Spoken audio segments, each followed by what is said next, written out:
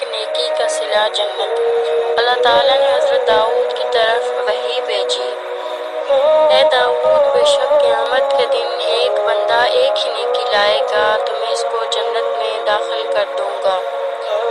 داؤد علیہ السلام نے عرض کیا، اے رب، وہ کون سا بندہ ہوگا جو ایک نیکی لائے گا؟ تو اللہ تعالیٰ نے ارشاد فرمایا، وہ مومن بندہ ہوگا جو کسی اپنے مومن بھائی کی حاجت کے لیے دوڑ کر چلا اور اس کی خواہش یہ تھی کہ وہ اس کی حاجت کو یعنی مومن کی حاجت کو پورا کر دے، خواہ اس سے وہ حاجت نکلے یا نہ نکلے۔ مطلب یہ کہ اس نے کوشش میں کمی نہیں کی، خواہ اس کے ہاتھ سے وہ حاجت پوری ہوئی یا نہ ہوئی۔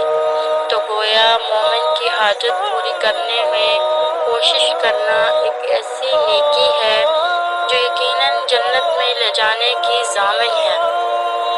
سبحان اللہ۔ اللہ تعالیٰ ہم سب کو ایسی نیکی کی توفیق عطا فرمائے جو ہمارے جنت میں جانے کی ضامن بن جائے، آمین۔